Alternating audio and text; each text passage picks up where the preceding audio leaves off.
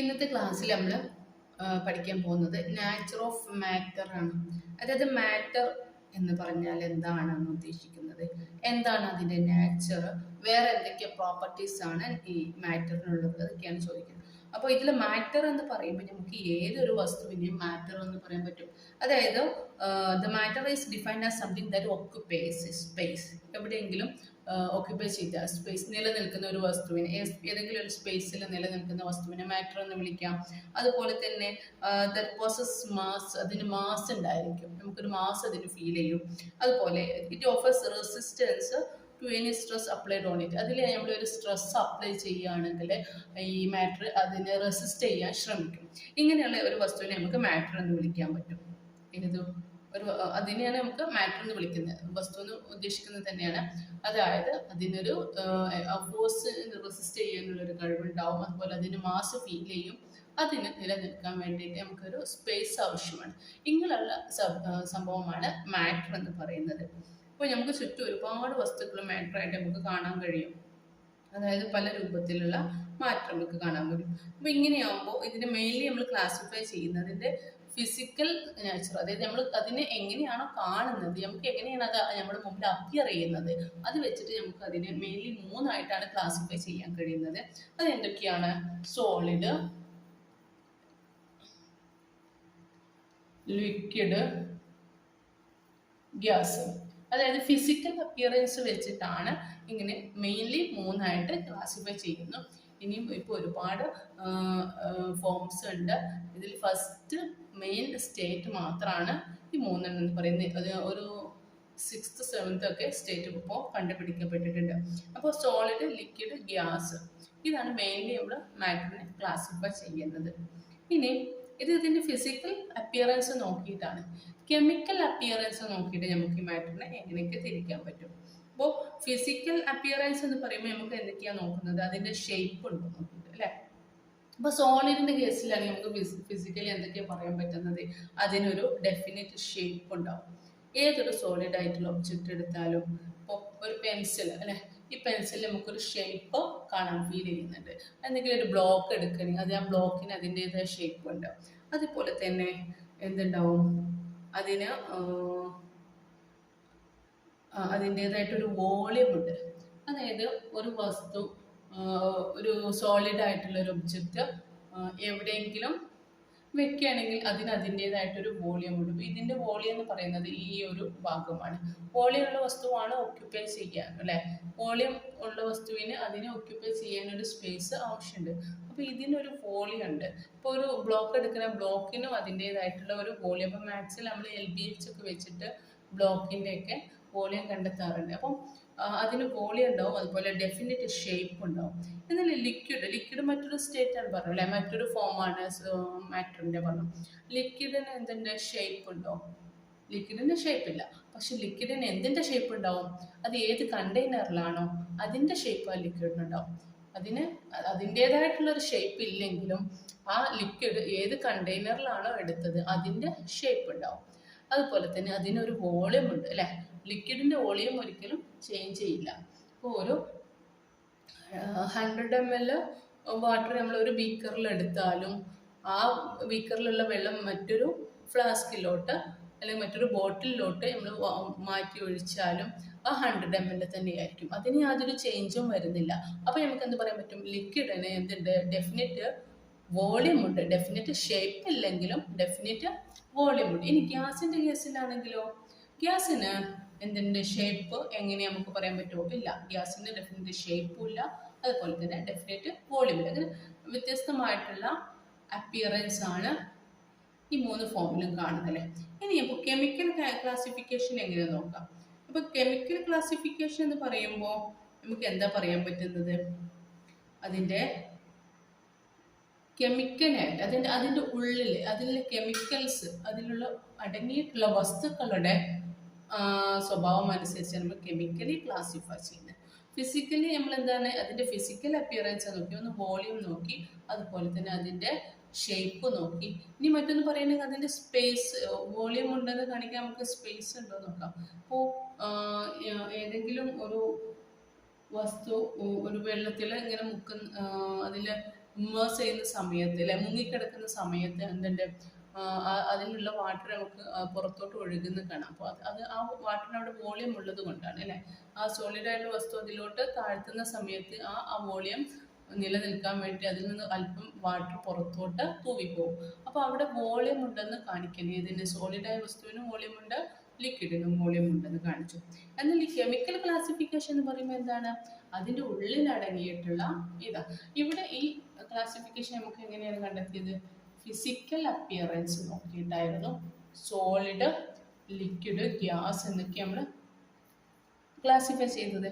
എന്നാൽ chemical appearance നോക്കിയിട്ട് അതിൻ്റെ കെമിക്കൽ കോൺസ്റ്റൻസ് ഒക്കെ നോക്കിയിട്ടുള്ള ക്ലാസിഫിക്കേഷൻ എന്ന് പറഞ്ഞാൽ നമുക്ക് രണ്ട് തരത്തിലെടുക്കാൻ പറ്റും. ഒന്ന് എങ്ങനെ പറയാം, പ്യുവർ ആയിട്ടുള്ള സബ്സ്റ്റൻസ് എന്ന് പറയാം. പ്യുവർ ആയിട്ടുള്ള സബ്സ്റ്റൻസ് നമുക്ക് പ്യുവർ എന്നുള്ള വാക്കിൻ്റെ അർത്ഥം അറിയാം അല്ലെ, ശുദ്ധമായത് എന്നാണ്. അപ്പോൾ പ്യുവർ മീൻസ് അതിൽ ശുദ്ധമായതാണ്, അത് ഒരുപോലെയുള്ള ഉണ്ടെങ്കിൽ നമ്മളതിൻ്റെ ശുദ്ധമായത് എന്ന് പറയാൻ പറ്റും. എന്നാൽ രണ്ടാമതായിട്ട് പറയുന്നത് മിക്സേഴ്സ് ആണ്. അപ്പോൾ ഒരേ രീതിയിലുള്ളതല്ല, വ്യത്യസ്തമായിട്ടുള്ള വസ്തുക്കൾ അടങ്ങിയതിനെയാണ് മിക്സർ എന്ന് പറയുന്നത്. അപ്പോൾ പ്യുവർ സബ്സ്റ്റൻസ് ഉണ്ട്, മിക്സേഴ്സ് ഉണ്ട് അല്ലേ. പ്യുവർ സബ്സ്റ്റൻസ് എന്ന് പറയുന്നത് എന്താണ്, ഒരേപോലെയുള്ള വസ്തുക്കൾ അടങ്ങിയതിനെയാണ് പ്യുവർ സബ്സ്റ്റൻസ് എന്ന് പറയുന്നത്. എന്നാൽ വ്യത്യസ്തമായിട്ടുള്ള വസ്തുക്കൾ അടങ്ങിയതിനെയാണ് നമുക്ക് എന്ത് വിളിക്കുന്നത്, മിക്സ്ചേഴ്സ് എന്ന് വിളിക്കുന്നത്. അപ്പോൾ അതെങ്ങനെയെന്ന് നോക്കാം.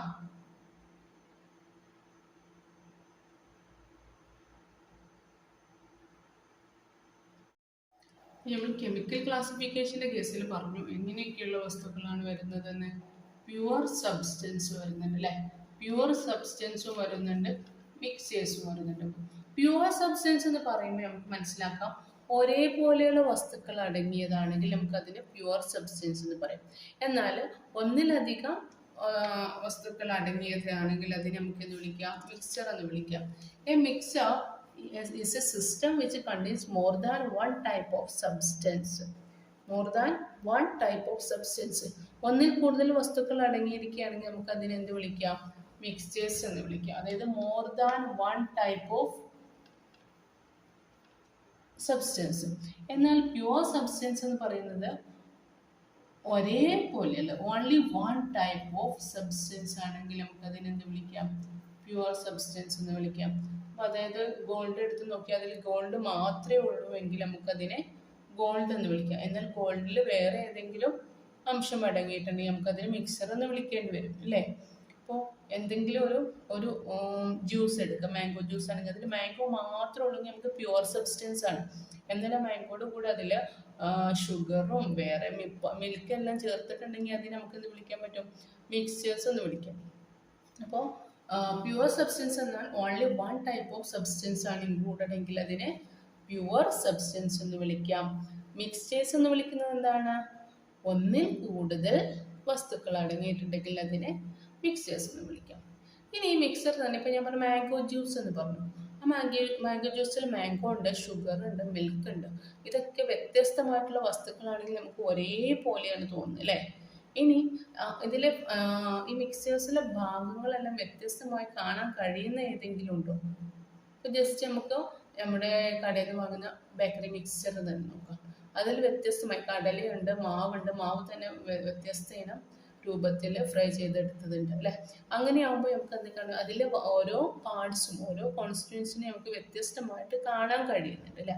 അപ്പോൾ നമുക്ക് ഈ മിക്സേഴ്സിനെ 2 ടൈപ്സ് ആയിട്ട് എടുക്കാം. അതായത് ഒരെണ്ണം ഹെട്രോജീനിയസ് എന്ന് പറയുന്നത് എന്താണ്, if the constants R separate, എല്ലാ കോൺസ്റ്റൻസും സെപ്പറേറ്റ് ആയിട്ടാണ് നമുക്ക് ഫീൽ ചെയ്യുന്നത്, വ്യത്യസ്തമായിട്ട് ഫീൽ ചെയ്യുകയാണെങ്കിൽ നമുക്കതിനെ ഹെട്രോജീനിയസ് എന്ന് വിളിക്കാം. എന്നാൽ ഇനി ഈ കോൺസ്റ്റന്റ് പാർട്ടിക്കിൾസ് എല്ലാം ഒരേപോലെ ഫീൽ ചെയ്യുകയാണെങ്കിൽ അതിനെ നമുക്ക് ഹോമോജീനസ് എന്ന് വിളിക്കാം. ഹോമോജീനസ് എന്ന് വിളിക്കുന്നത് കോൺസ്റ്റന്റ് പാർട്ടിക്കിൾസ് എല്ലാം ഒരേപോലെ ഫീൽ ചെയ്യുന്നെങ്കിൽ നമുക്കതിനെ ഹോമോജീനസ് എന്ന് വിളിക്കാം. വ്യത്യസ്തമായിട്ടാണ് ഫീൽ ചെയ്യുന്നതെങ്കിൽ അതിനെന്ത് വിളിക്കാം, ഹെട്രോജീനിയസ് എന്ന് വിളിക്കാൻ കഴിയും. അപ്പോൾ മിക്സേഴ്സ് 2 ടൈപ്സ് ഉണ്ട്, heterogeneous and homogeneous. A mixture may be homogeneous It has uniform concentration through out the solution അല്ലേ. ആ സൊല്യൂഷനിൽ മൊത്തം ഒരേ കോൺസെൻട്രേഷനാണ് ഫീൽ ചെയ്യുന്നതെങ്കിൽ നമുക്ക് അതിനെന്ത് വിളിക്കാം? ഹോമോജീനിയസ് എന്ന് വിളിക്കാം. എന്നാലോ വ്യത്യസ്തമായിട്ടുള്ള കോൺസെൻട്രേഷനാണ് ഓരോ രീതിയിലും ഫീൽ ചെയ്യും. Heterogeneous mixture has no uniform composition. Sometimes different components can be observed. അപ്പോൾ വ്യത്യസ്തമായിട്ടുള്ള കമ്പോണൻസ് അതിൽ ഫീൽ ചെയ്യുകയാണെങ്കിൽ നമുക്കത് ഹെറ്ററോജീനിയസ് ആണ്. ഇനി പ്യുവർ സബ്സ്റ്റൻസിനെ നമുക്ക് എങ്ങനെയെല്ലാം പറയാൻ പറ്റും? പ്യുവർ സബ്സ്റ്റൻസ്, ഇപ്പോൾ പ്യുവർ സബ്സ്റ്റൻസ് എന്ന് പറയുമ്പോഴേ അതിൽ ഒരേപോലെയുള്ള എലമെന്റ്സ് അടങ്ങിയിട്ടുണ്ടാവും, അല്ലെങ്കിൽ ആറ്റംസ് അടങ്ങിയിട്ടുണ്ടാവും, അതുപോലെ തന്നെ വ്യത്യസ്തമായതും ഉണ്ടാവും അല്ലേ. അപ്പോൾ എലമെന്റ്സ് എന്നും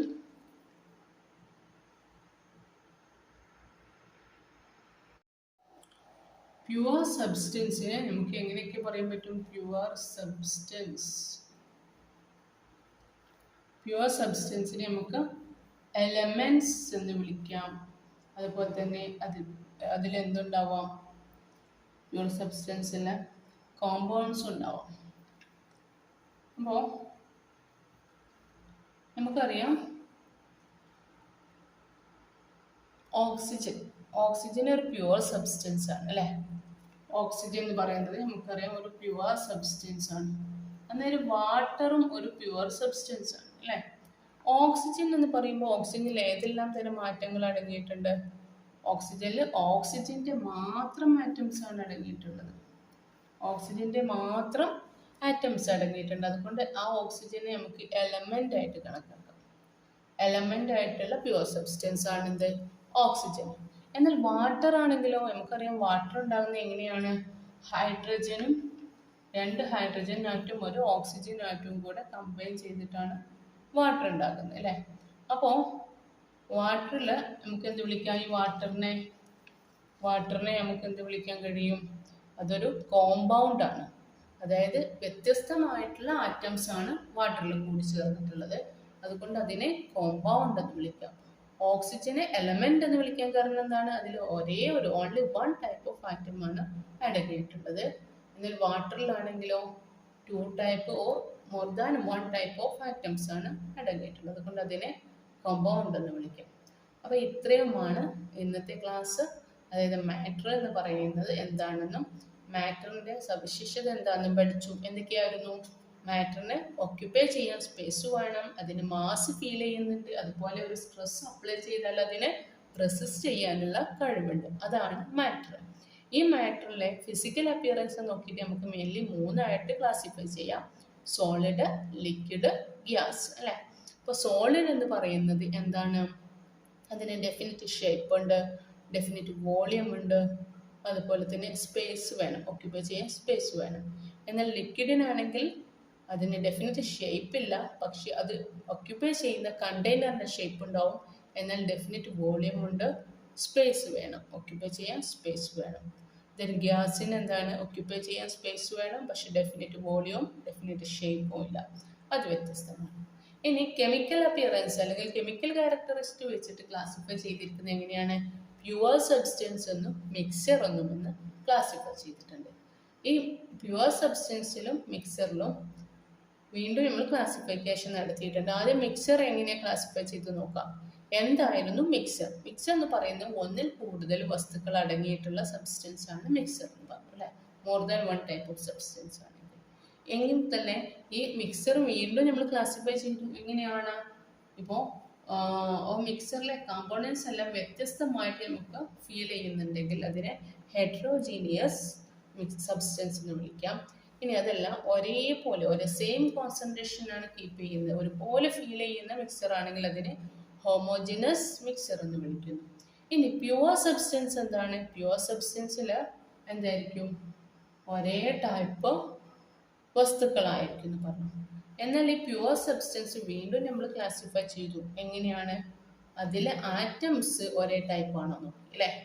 ഒരേ ടൈപ്പ് ആറ്റംസ് ആണ്, ഒരേ ആറ്റമാണ് അതിൽ അടങ്ങിയിട്ടുള്ളതെങ്കിൽ അത് നമുക്ക് എലമെന്റ് എന്ന് വിളിച്ചു. വ്യത്യസ്തമായിട്ടുള്ള ആറ്റങ്ങളാണ് ആ കോമ്പൗണ്ടിൽ അടങ്ങിയതെങ്കിൽ നമുക്ക് എന്ത് വിളിക്കാം? അതിനെ കോമ്പൗണ്ട്സ് എന്ന് വിളിക്കാം. ആ പ്യുവർ സബ്സ്റ്റൻസിനെ കോമ്പൗണ്ട്സ് എന്ന് വിളിക്കാം. അപ്പോൾ ഇത്രയുമായിരുന്നു മാറ്ററിൻ്റെ നേച്ചർ എന്ന് പറയുന്നത്. ഇനി അതിൻ്റെ വ്യത്യസ്തമായിട്ടുള്ള പ്രോപ്പർട്ടീസ് നെക്സ്റ്റ് വീഡിയോയിൽ പഠിക്കാം. ഓക്കെ.